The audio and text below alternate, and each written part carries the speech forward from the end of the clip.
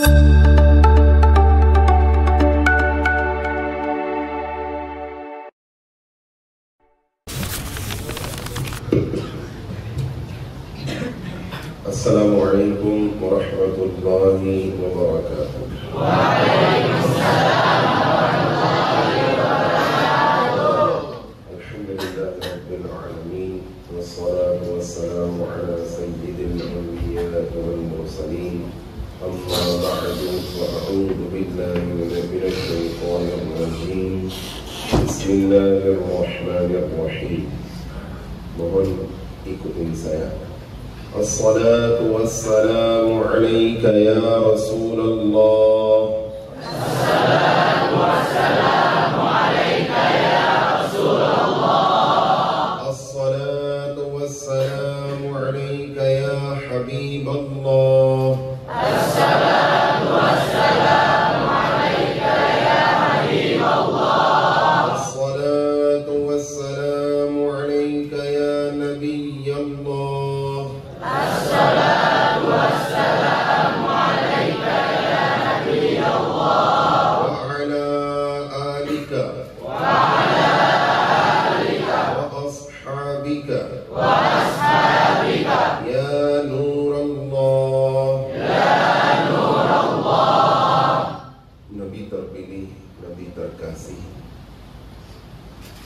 Nabi terakhir, Nabi yang paling mulia, Nabi besar Muhammad sallallahu alaihi wasallam bersabda, "Man shalla alayya mi'atan kataballahu baina 'ainayhi bara'atan minan nifaq wa bara'atan minan nar wa askanahu Allahu yawmal qiyamah ma'a syuhada."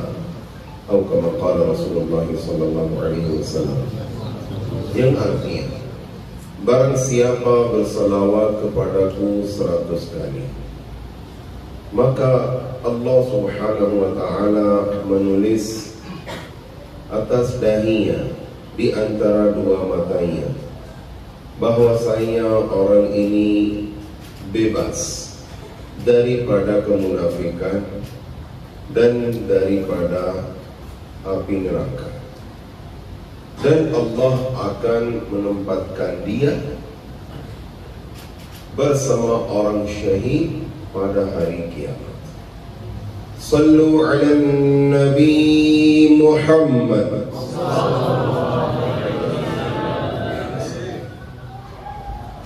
Masya Allah, Masya Allah, saya berbahagia saya hadir di salah satu ponpes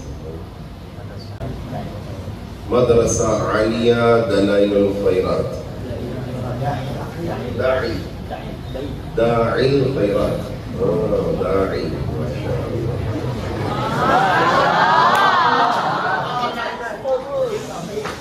Mudah-mudahan anak-anak kita, saudara-saudara kita, saudari-saudari kita semua menjadi da'i. Namanya luar biasa, Masya Allah, Da'i Al-Khairat. Jadi memanggil kepada kebaikan, benar? Masya Allah. Pilihan luar biasa. Baik semua masyaallah berkumpul di sini untuk mendengar tausiah ini atau nasihat ini untuk saya juga dan untuk hadirin hadirat juga. Mudah-mudahan kita mengamalkannya.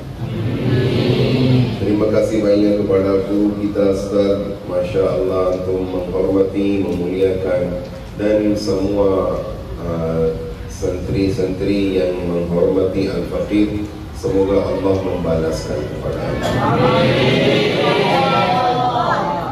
Apabila kita hadir di majelis ilmu, hendaklah kita mendengar dengan konsentrasi penuh. Bukan untuk saat ini saja, kapan saja. InsyaAllah kita akan berbicara tentang ini lagi berlebihan. Tapi bukan untuk saat ini. Kapan saja guru, ulama, syekh, kiai, ustaz datang atau antum hadir di majlis ilmu, di manasa, di masjid, musalla, di ruang, mohon dengarkanlah dengan konsentrasi penuh. Karena jika kita melihat kanan kiri atau bermain dengan HP atau kita berbicara satu sama lain atau kita duduk dengan bersandar, keberkahannya dapat hilang. Kenapa dengan bersandar dapat keberkahan hilang? Karena saya membaca di dalam kitab bahwasanya jika kita duduk dengan bersandar, akal kita setengahnya itu tidur. Jika akal kita setengahnya tidur, jadi kita kurang faham apa yang diajarkan oleh guru kita. Jadi walaupun duduk atas kursi atau di bawah, saya tidak tahu antum duduk atas kursi atau di bawah, mana saja, jangan bersandar. Ya, ini lebih sopan dan lebih konsentrasi. Antum akan faham dengan mudah dan dengan lancar. Sallu alal habib sallallahu alaihi wasallam. Ini jam 11 saja. Suatu kali Nabi Sulaiman alaihi salatu wassalam diwahyukan oleh Allah subhanahu wa ta'ala bahwasanya pergilah ke pinggir laut. Hikayah ini dikutipkan di dalam kitab Ar-Rawdhur Riyahin. Ar-Rawdhur Riyahin. Beliau pergi bersama sahabat-sahabatnya ke pinggir laut. Diwahyukan apa? Pergilah ke pinggir laut dan lihatlah keajaiban kami, keajaiban Allah subhanahu wa ta'ala. Mereka sudah pergi, sudah sampai, tapi mereka belum melihat apapun. Beliau memerintah kepada salah satu jin, masuklah ke dalam laut dan bawalah khabar atau keajaiban. Dia masuk ke dalam laut, dalam sekali, tapi setelah kembali dia katakan, wahai Nabi Allah Sulaiman alaihissalam, saya belum bisa membawa apapun, belum melihat. Beliau suruh jin yang lebih kuat daripadanya. Dia masuk ke dalam laut lebih daripada awal. Misalkan yang awal 1 kilometer, yang kedua itu 2 kilometer. Tapi dia juga kembali dan tidak bisa membawa apapun. Kemudian beliau suruh kepada wakilnya, yaitu namanya Asaf bin Barkhiyah rahmatullahi alaih. Beliau wali min awliyaillah. Dan antum sebagaimana tahu, wali min awliyaillah, mereka ada karamah-karamah. Beliau pergi ke dalam laut di antara kira-kira 1 titik saja. Bagaimana kita buka dan menutup mata kita seperti ini, 1 titik. Jadi dia membawa salah satu kubah. Itulah keajaiban. Keajaiban apa ini? Beliau sudah memberikan, sudah meletakkan depan Nabi Allah Sulaiman alaihi wassalam. Kubah itu, kubah samudra, punya 4 pintu. 4 pintu terbuka. Tapi keajaiban, heran, 1 tetes air pun tidak ada di dalamnya. Keajaiban lebih, yaitu salah satu orang pemuda sedang beribadah kepada Allah subhanahu wa ta'ala.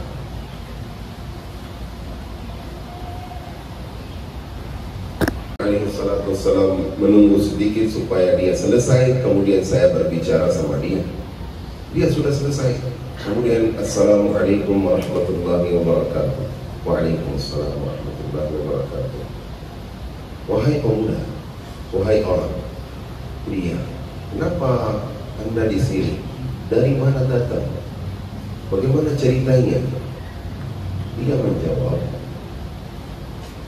saya datang di sini, saya akan mengabarkan, tapi saya daripada Nabi Ibrahim alaihissalatu wassalam. Saya umat daripada umat Nabi Ibrahim alaihissalatu wassalam. Kemudian dia mengabarkan bahwasanya orang tua saya sudah umurnya lanjut, sudah tua. Saya berkhidmat kepada orang tua saya selama 70 tahun. Berapa? 70 tahun. Saya sudah sampaikan, antum sudah mendengar. Itu mudah. Benar? Tapi dilakukan itu yang ujiannya. 70 tahun dia berkhidmat kepada orang tua, laki-laki dan perempuan, ibu dan ayah. Apabila ayahnya meninggal dunia, sebelum meninggal dunia beliau berdoa kepada Allah Subhanahu wa ta'ala, ya Allah, panjangkan umur anak saya dengan afiat. Kemudian setelah sebentar beberapa bulan atau tahun, ibunya juga meninggal. Sebelum meninggal, beliau berdoa kepada Allah, ya Allah, berikanlah kesempatan, berikanlah kepada dia tempat untuk beribadah kepadamu, di mana syaitan tidak bisa mengganggu anak saya. Setelah itu sudah salat jenazah dan dikuburkan, sudah selesai. Kemudian saya kembali daripada pemakaman. Saya lewat dengan pinggir laut. Saya melihat kubah samudera tersebut. Saya ingin masuk, sudah masuk. Apabila saya masuk, ada yang datang, saya tidak tahu siapa, membawa ke dalam laut. Nabi Ibrahim alaihissalatu wassalam bertanya, bagaimana makan dan minum? Dia katakan setiap hari salah satu hewan sepertinya ikan datang dan membawa mangkok kecil, isinya warnanya kuning, sepertinya madu, bukan madu tapi sepertinya madu. Saya makan atau menjilat, saya makan sedikit-sedikit. Dengan sebab itu, dengan berkah itu, makanan berkah, saya tidak haus lagi dan saya tidak lapar lagi. Bagaimana tidur? Saya tidak tidur. 24 jam saya sedang beribadah kepada Allah Subhanahu wa ta'ala. Kemudian pemuda itu, pria itu meminta kepada Nabi Allah Sulaiman alaihissalam bahwasanya apakah boleh, apakah bisa saya dikembalikan pada tempatku supaya saya beribadah kepada Allah. Ya, silakan. Asad bin Barqiyah rahmatullahi ta'ala sudah mengembalikan kubah samudera itu pada tempatnya. Kemudian Sulaiman alaihissalatu wassalam berbicara sama sahabatnya, wahai sahabatku, lihatlah balasan untuk berkhidmat kepada orang tua. Dan tahu, beliau kata, kamu tahu bahwasanya dia berapa tahun di sini? Berapa tahun di dalam kubah samudera? Beliau menghisapkan Nabi Ibrahim alaihissalam dan Sulaiman alaihissalam. Beliau menghitungkan, beliau katakan, mungkin antum heran, beliau katakan, wahai sahabatku, dia di sini sudah 2000 tahun. Untuk beriahim. Jadi lihatlah wahai anak-anakku tercinta, saudara-saudaraku dan saudari-saudariku. Balasan untuk berkhidmat kepada orang tua.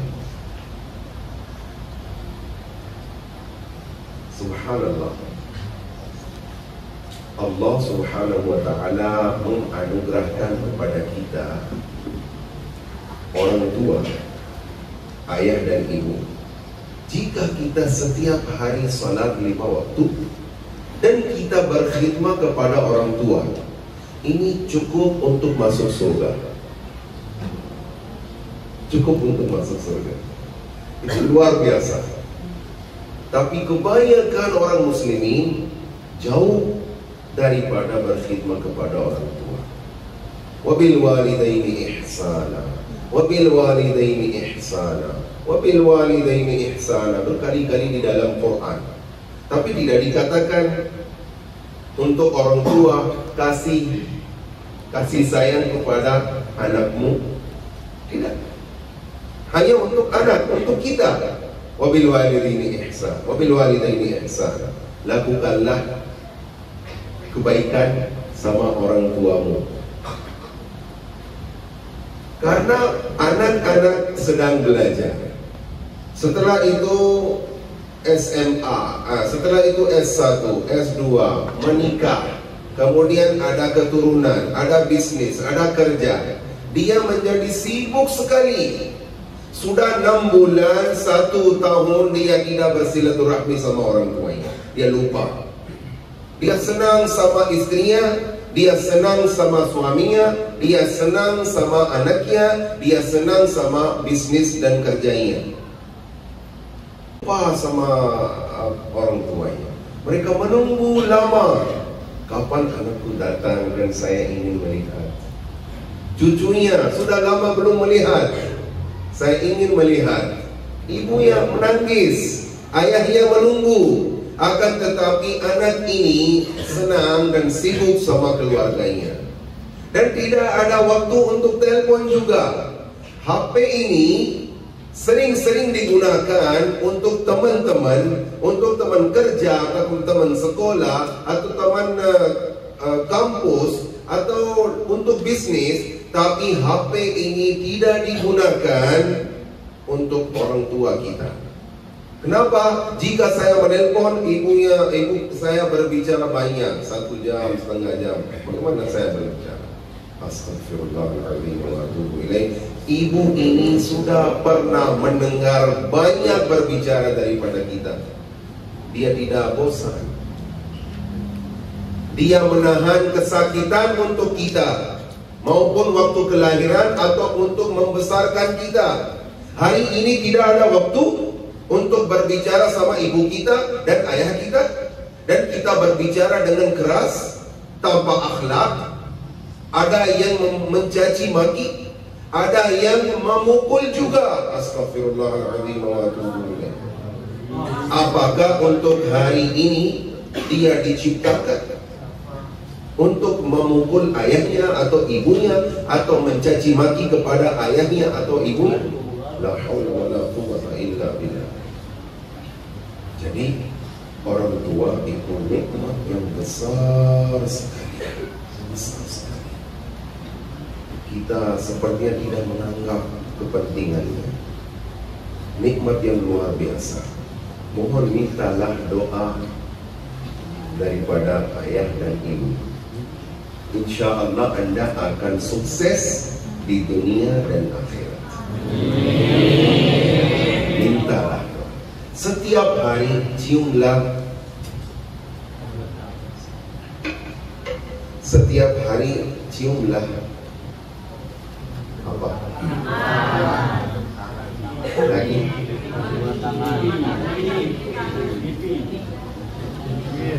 Kaki ibu juga bukan hanya tangan saja. Tangan juga, ayah ibu, dan kaki itu juga dicium. Jangan malu. Jangan malu. Al-jannatu tahta aqdamil ummahat. Surga itu di bawah kaki ibu. Mari kita mencium pintu surga. Jadi barang siapa belum terbiasa, hari ini biar kita memulai. Biar kita memulai apabila kita sampai ke rumah, jika ada ibu, kita cium kaki beliau dan tangan beliau. Untuk ayah, kita menghormati, memuliakan, mengagungkan ayah kita. Untuk menghormati lebih untuk ayah, untuk berkhidmat paling banyak kepada ibu. Ulama membedakan di antara ayah dan ibu. Ya benar, hak-hak ibu itu lebih daripada ayah. Akan tetapi kita menghormati, memuliakan, berkhidmat kepada dua-duanya.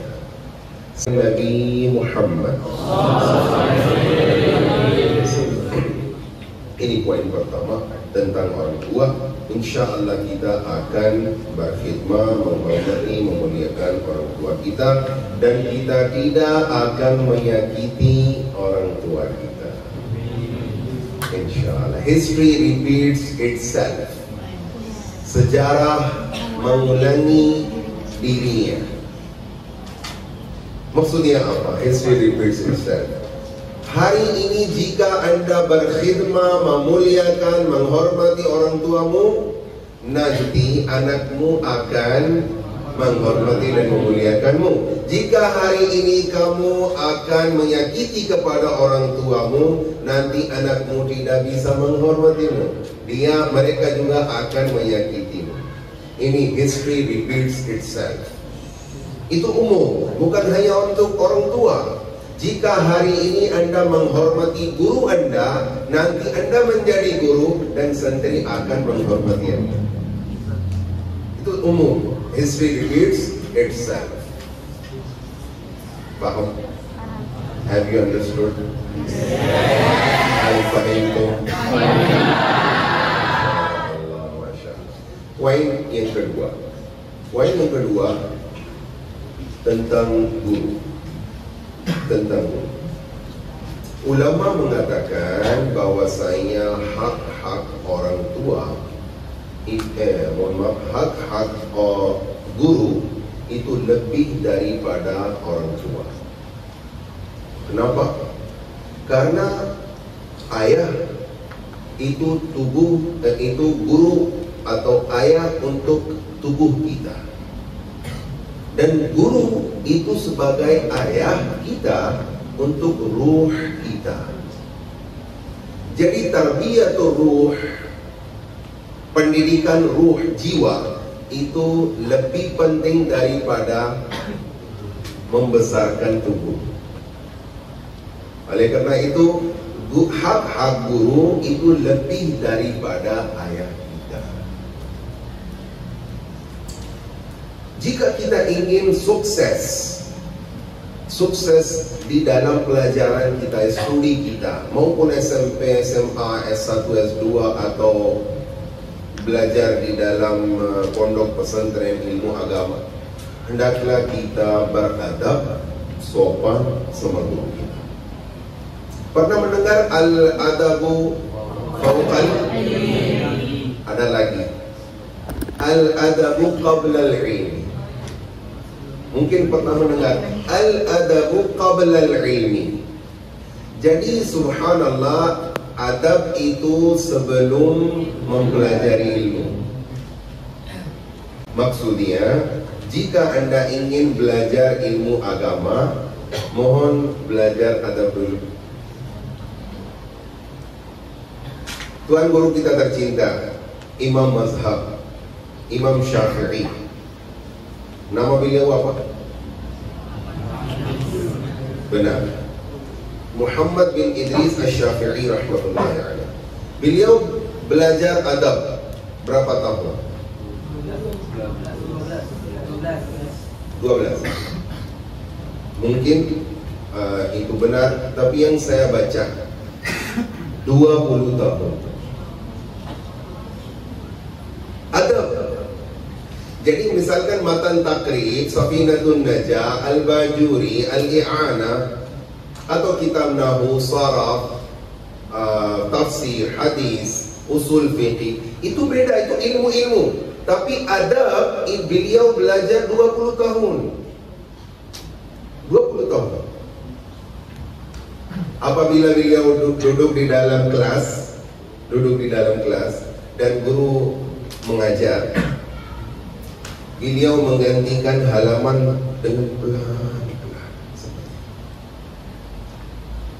Ditanyakan kepada beliau, wahai Muhammad, salah satu teman beliau, teman kelas, wahai Muhammad, kenapa kamu menggantikan halaman dengan pelan-pelan? Beliau kata, saya takut jika saya menggantikan dengan keras, ada suara ada suara, itu dapat mengganggu guru saya.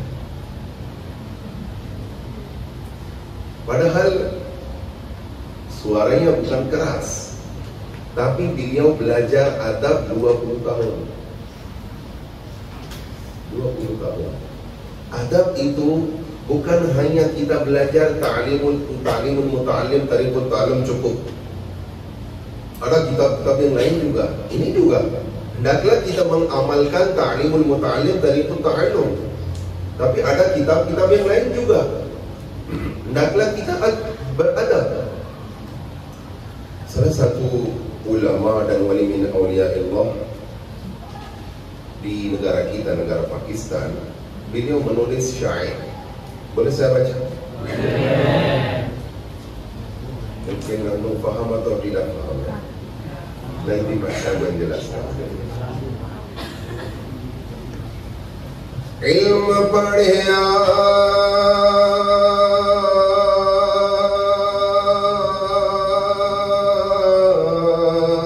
par adab na sikhiya ki karna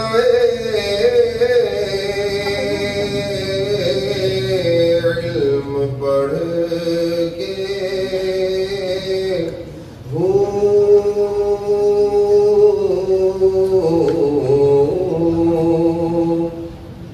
nama beliau Sultan Bahu rahmatullahi ta'ala.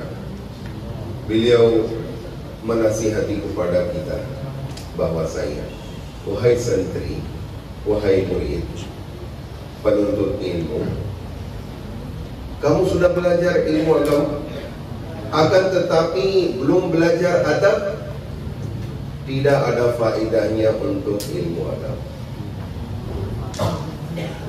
Belum belajar adab, beliau kata tidak ada faedah. Karena dengan su'ul adab satu kali pun cukup untuk menghancurkan semua ilmu, untuk menghancurkan, membinasakan, menghilangkan semua ilmu. Satu kali saja. Su'ul adab itu summun qatilun. Summun qatil. Sum di bahasa Indonesia apa? Racun. Racun. Sum racun. Jadi racun yang membunuh, racun yang menghancurkan ilmu, yaitu su'ul adab. Allama Ibnu Abbas, sepupu Rasulullah sallallahu alaihi wasallam, beliau suatu kali keluar daripada rumah dan sudah sampai ke rumah gurunya. Dan di dalam Madinah Al-Munawwarah, di sana ada padang pasir. Ya, panas bagaimana bisa antum membayangkan. Dan waktu itu bukan sekarang. Dan di mana tidak ada hujan kecuali sedikit. Pohon-pohon seperti Indonesia tidak ada. Beliau sudah sampai ke rumah dan tidak mengetuk pintu. tidak mengetuk pintu karena beliau sudah belajar bahwasanya mengetuk pintu guru itu su'ul adab, kurang sopan. Beliau menunggu di sana samping gerbang, samping pintu, dan menunggu lama. Pasirnya terbang. Seperti yang tahu di padang pasir bagaimana? Pasirnya terbang, sorbannya penuh, jenggotnya penuh dengan pasirnya, kamisnya juga penuh dengan pasir. Tapi beliau tetap menunggu. Setelah sebentar, gurunya keluar sendiri.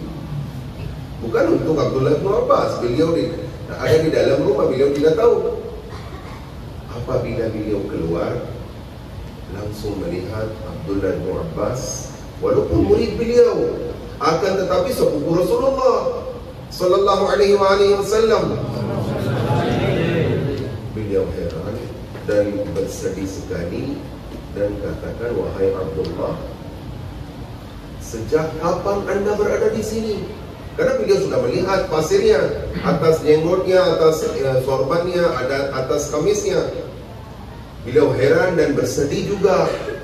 Dan beliau katakan, sejak kapan? Apa guru kami tercinta, saya ingin seperti ini.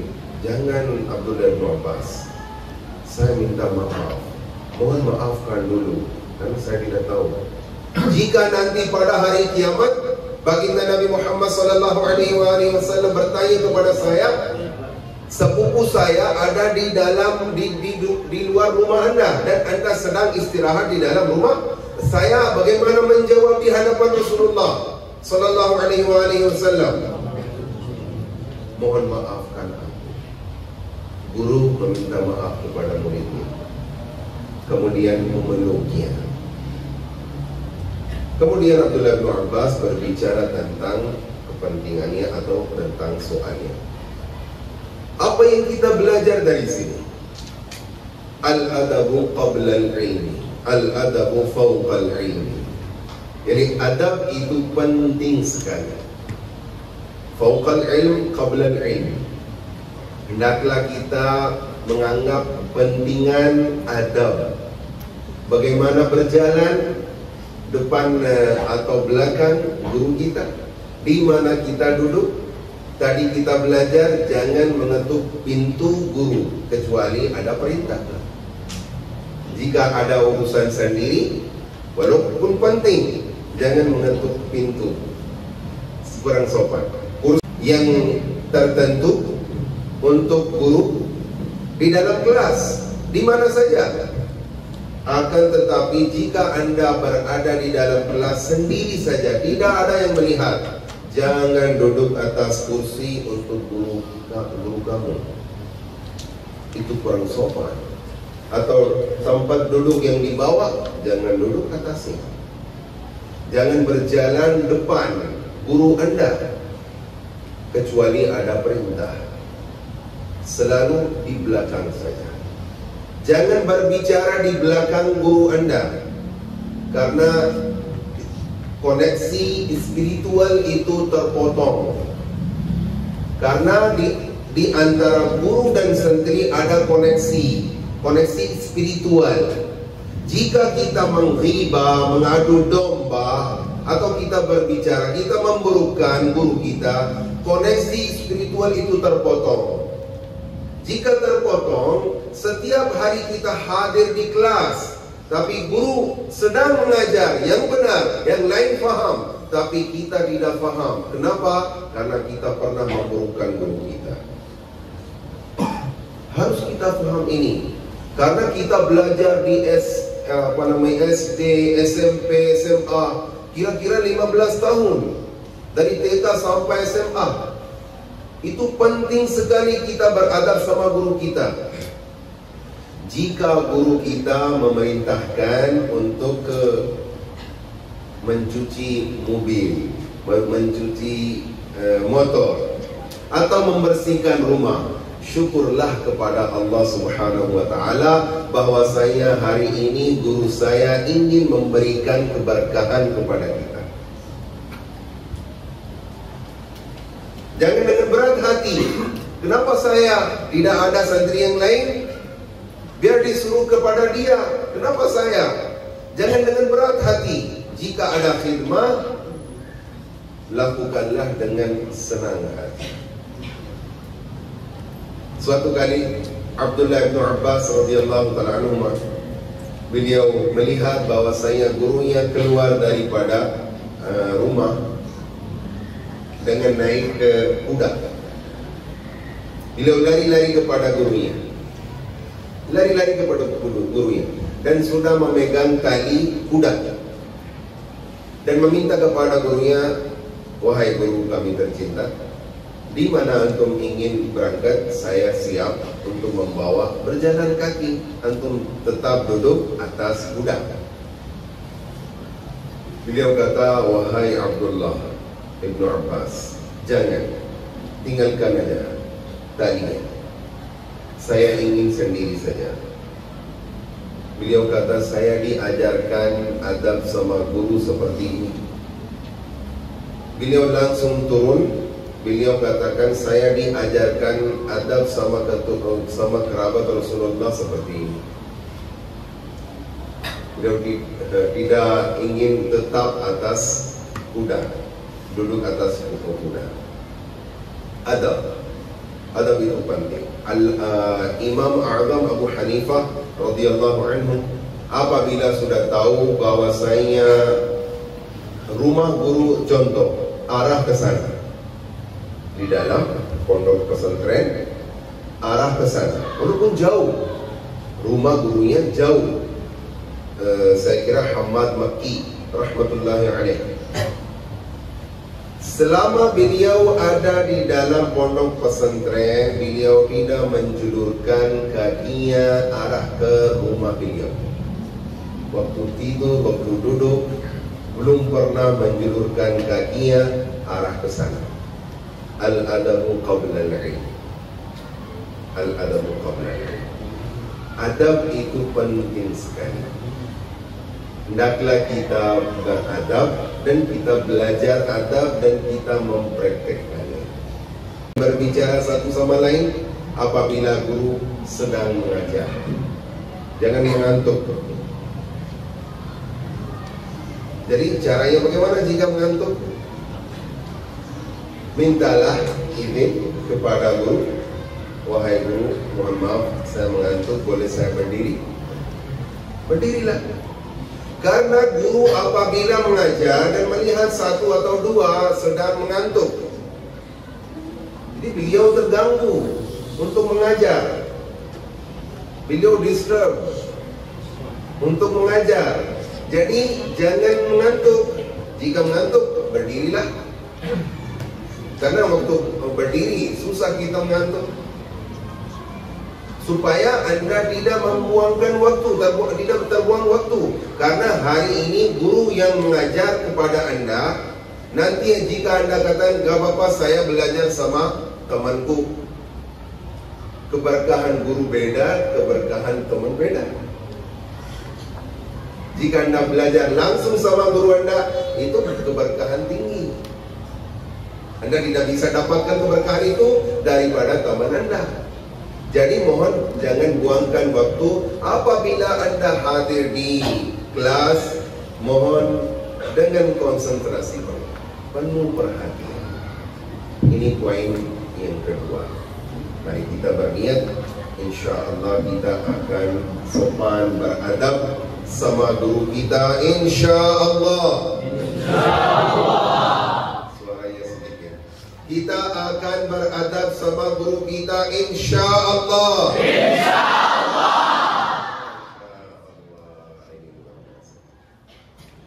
Yang ketiga,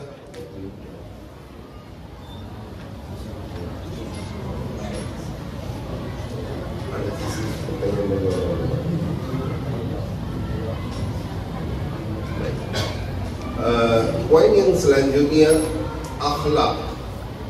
Akhlak karakter bagaimana? Karena ketahuilah Anda walaupun sudah belajar ilmunya banyak sekali, maupun ilmu umum, ilmu dunia atau ilmu agama, Tapi jika akhlak anda tidak menjadi bagus, orang-orang tidak mendekati kepada anda. Harus kita memperbaiki akhlak kita. Kita mengubahkan adat yang buruk yang ada di dalam kita. Ya, adab juga termasuk. Adab juga termasuk, itu juga akhlak. Tapi akhlak itu chapter atau bab luas sekali. Ada macam-macam banyak. Contoh, senyum. Ismail. Saya sering kali katakan senyum itu merupakan sihir. Sihir. Karena harus berpengaruh. Harus berpengaruh. Baginda Nabi sallallahu alaihi wasallam sering senyum. Dan belum pernah tertawa bahak-bahak seumur hidup. Satu kali pun beliau belum pernah seperti itu, belum pernah. Yang ada suara keras, belum pernah. Senyum, sering senyum. Dan saya sering sampaikan bahwasanya, apakah ada tagihan untuk ke senyum? Tidak ada ya? Sebaliknya ada faedahnya untuk kesehatan kita. Karena setiap kali serius tidak senyum, itu bahaya untuk kesehatan kita. Sering senyum, tapi jangan di toilet. Karena tidak ada orang di sana. Maksudnya sesuai kesempatan. Jika ada kesempatan, ya silakan senyum saja. Tapi jika disampaikan ceramah tentang neraka, bagaimana?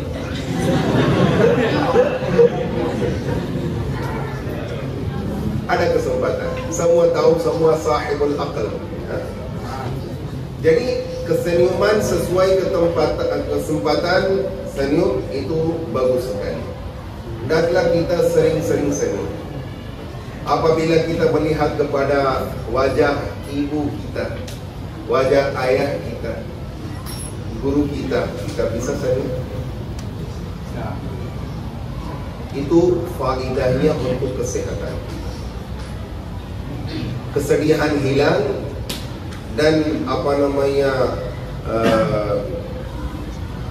jirianud dam yajri tamaman.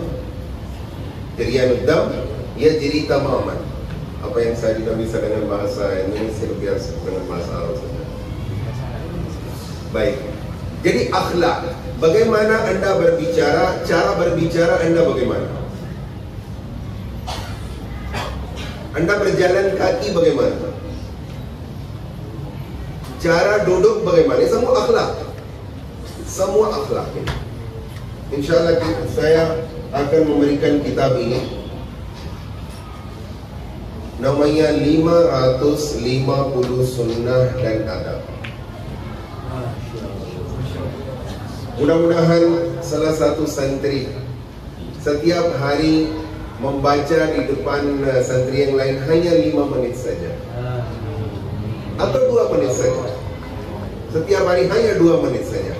InsyaAllah kita bisa belajar adab dan sunnah-sunnah Rasulullah Sallallahu Alaihi Wasallam. Bisa? Satu untuk laki-laki, satu untuk perempuan. Bagaimana baginda Nabi Sallallahu Alaihi Wasallam berjalan, bagaimana beliau tidur, bagaimana beliau berbicara, bagaimana beliau masuk dan keluar rumah, bagaimana sunnah-sunnah adab tentang salam dan berjabat tangan, bagaimana tentang siwak, bagaimana minum, bagaimana makan. Karena mohon maaf, kita sebagai orang muslimin kurang adab, kurang mempraktekkan untuk minum air pun. Air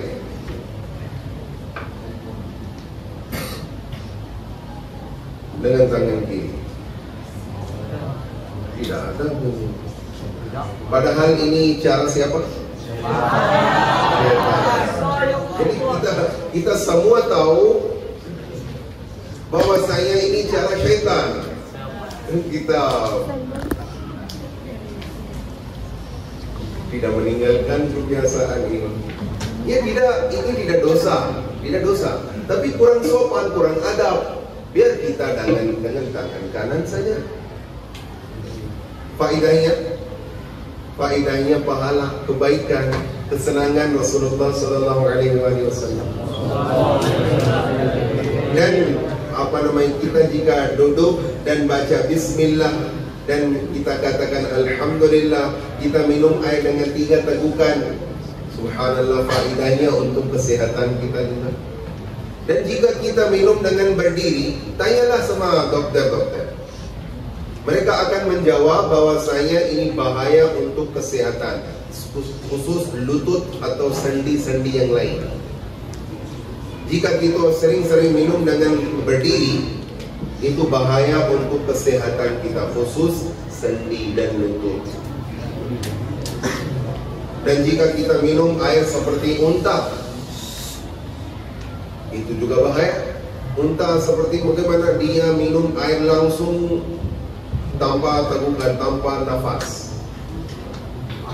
Dan jika kita bernafas, sedikit kita minum air, Bismillah, duduk, pegang dengan tangan kanan, sedikit kita minum, kemudian kita bernafas dulu. Nafas ini beri manfaat. Apa itu yang suntik waktu diabetes? Terima kasih. Insulin. Nafas ini di antara 2 tegukan itu sebagai insulin untuk tubuh kita. Free of cost. You can get insulin free of cost. Jadi apabila Anda bernafas saja, itu sebagai insulin. Kemudian Anda minum tegukan yang kedua, kemudian Anda bernafas, kemudian tegukan yang ketiga, sesuai kemampuan Anda minum saja, semuanya atau setengahnya, silakan. Dan terakhir katakan Alhamdulillah. Ini semua akhlak. Harus akhlak dengan lidah, harus akhlak dengan mata, harus akhlak dengan tangan, dengan kaki, dengan duduk. Akhlak itu Masya Allah baik. Kita belajar. Jika kita tidak tahu bagaimana kita belajar, insya Allah kita semua akan belajar akhlak karimah Rasulullah Sallallahu Alaihi Wasallam, akhlak azimah baginda Nabi Muhammad Sallallahu Alaihi Wasallam. Dan kemudian kita akan mengamalkan insya Allah. Ini 3 poin saja.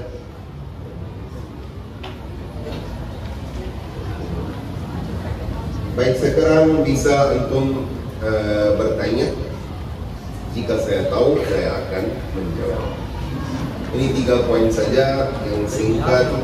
Paling pertama kita belajar tentang hak-hak orang tua. Kemudian kita belajar tentang adab sama guru kita. Yang ketiga kita belajar sedikit tentang akhlak. Ini saja 3 poin yang saya dapat sampaikan. Sekarang sesi pertanyaan dan jawab.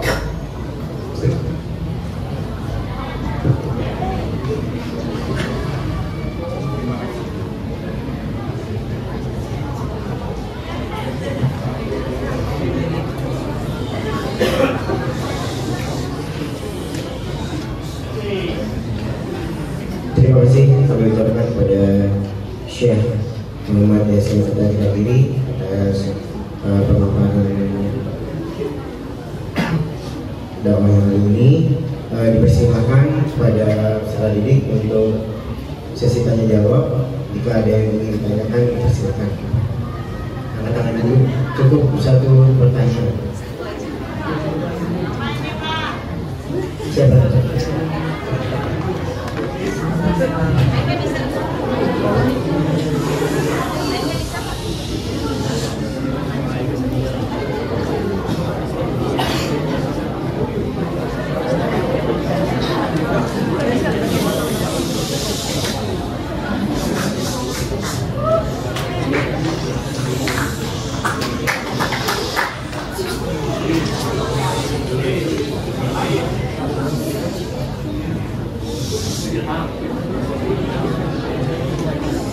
Assalamualaikum warahmatullahi wabarakatuh.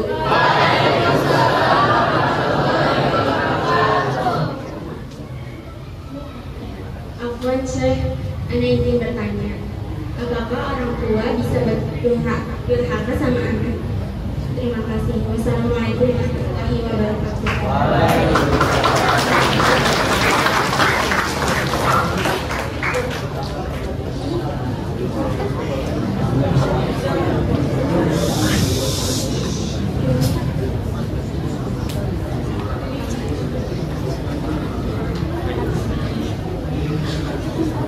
Baik, kemudian saya ulangi lagi untuk pertanyaannya dari Nia. Ya, pertanyaannya adalah bagaimana jika kondisinya orang tua itu maksudnya adalah kurang bertanggung jawab terhadap anaknya, apakah bersalah atau apa gitu. Itu aja sih. Ini baik. Suatu kali satu orang datang kepada baginda Nabi Muhammad sallallahu alaihi wasallam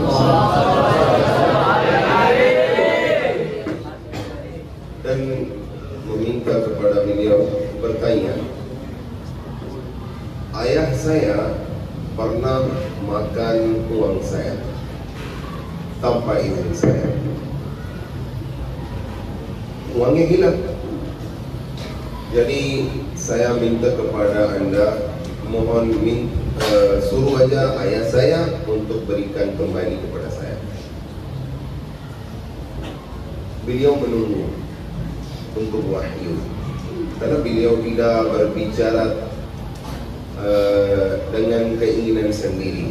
Apa yang beliau berbicara itu wahyu Allah Subhanahu wa ta'ala. Beliau menunggu wahyu, sudah diturunkan wahyu. Beliau menjawab kepada anak itu. Ayahnya juga sudah dipanggil. Ayahnya sudah dipanggil, beliau juga sudah ada di sana. Beliau menjawab baginda Nabi Muhammad SAW, Anta wa maluka li abika, Anta wa maluka li abika, Anta wa maluka li abika. Kamu dan hartamu milik ayahmu. Kamu dan hartamu milik ayahmu. Kamu dan hartamu milik ayahmu. Walaupun dia makan tanpa izinmu, tidak boleh Anda minta kembali. Dia milik beliau. Itu hak-hak orang tua. Dan ada lagi yang kedua, poin yang kedua tentang pertanyaan ini. Jika salah satu orang muslim membunuh orang muslim lain, ada qisas? Baik. Tapi belajarlah bahwa saya jika ayah membunuh anaknya, tidak ada qisas. Apalagi durhaka. Apalagi durhaka, pembunuhan, tidak ada qisas. Ada lagi yang ketiga. Suatu kali satu orang hadir di hadapan Rasulullah SAW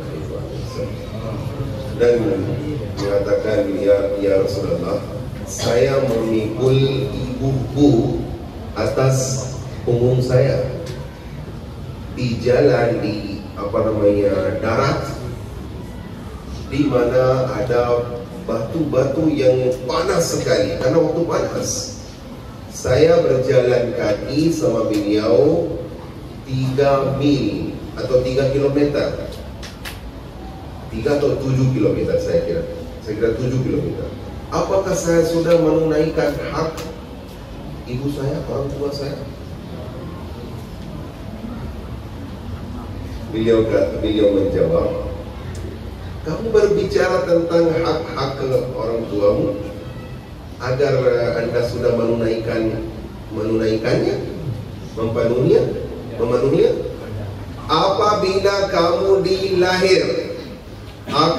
Apabila kamu dilahirkan oleh ibumu, waktu itu, saat itu dia menahan kesakitan banyak sekali. Di antara kesakitan itu mungkin satu kesakitan saja yang Anda memenuhinya hak. Tidak bisa Anda memenuhi hak orang tuamu. Atau memukul atau mengeluarkan dari rumah. Ayah ibu mengeluarkan kita dari rumah. Diamlah.